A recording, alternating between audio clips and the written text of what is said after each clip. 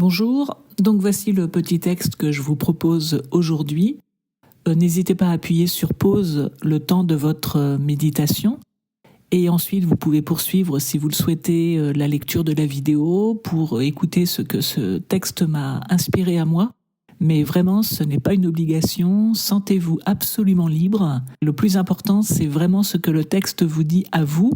Et si justement vous souhaitez partager, mais là non plus ce n'est pas une obligation, faites-le en toute liberté si vous le désirez. Donc si vous souhaitez partager ce que le texte vous a inspiré, n'hésitez pas à le faire en commentaire. C'est vraiment toujours inspirant de voir à quel point l'Évangile parle à chacun de manière très personnelle. Donc n'hésitez pas.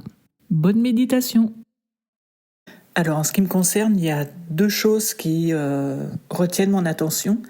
La première, c'est la puissance de la parole de Jésus qui dit donc à Lévi « Accompagne-moi » ou « Suis-moi ».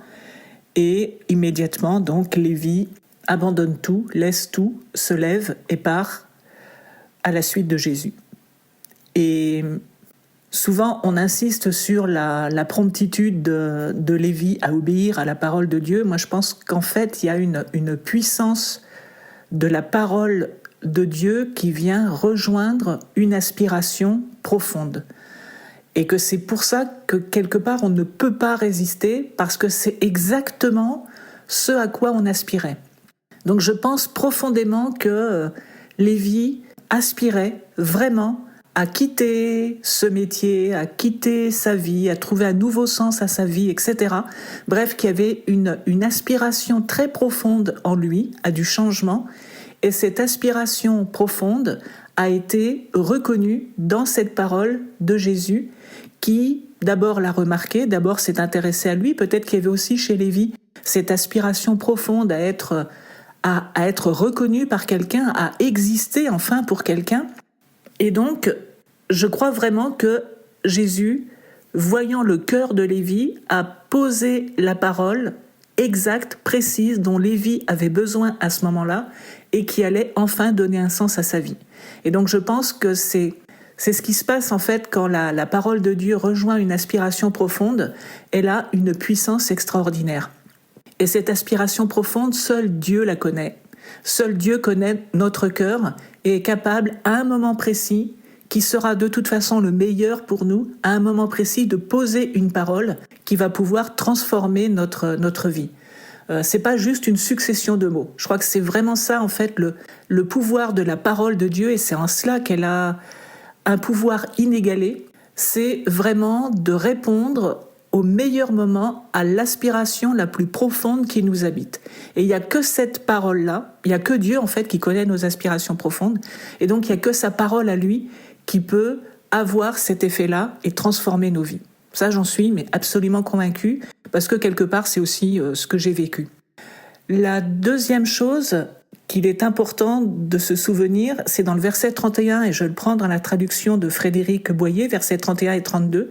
Je préfère cette traduction parce qu'elle est moins culpabilisatrice que les traductions classiques, notamment celles que je vous propose, où il est question de repentance, de juste, de pécheur, etc. Même si ces termes sont probablement exacts aussi, je préfère la traduction de Frédéric Boyer, donc, au verset 31, qui dit « Et lui, Jésus, de répondre en leur disant « Ils n'ont pas besoin de médecins les bien portants, à la différence de ceux qui sont mal.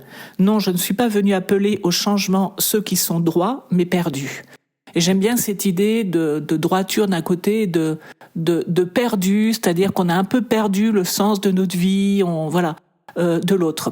Et c'est important de noter que Jésus vient appeler, s'intéresse à ceux qui sont perdus et pas à ceux qui sont droits. Et ça, je pense que ça nous ramène à une certaine humilité, c'est-à-dire que quand Jésus pose son regard sur nous et nous appelle à quelque chose de particulier, c'est fondamentalement parce qu'on est perdu. Et ça nous amène à une certaine humilité. J'ai souvent constaté, à plusieurs reprises, j'ai constaté un peu l'inverse, c'est-à-dire que les gens qui sont appelés par Dieu à une vocation particulière ont tendance à se croire au-dessus des autres. Et en fait, c'est l'inverse. Je pense que là, vraiment, le texte dit c'est l'inverse. C'est-à-dire, plus on est appelé, plus on est proche de Jésus, et plus ça signifie qu'on a besoin de lui parce qu'on est perdu. Et donc, voilà, ça nous ramène à une certaine humilité, et je pense que c'est important de s'en souvenir. D'une part, voilà, ça nous rappelle que si on est appelé par Jésus, c'est parce qu'on a besoin de lui, qu'on est petit, qu'on est faible, qu'on est perdu.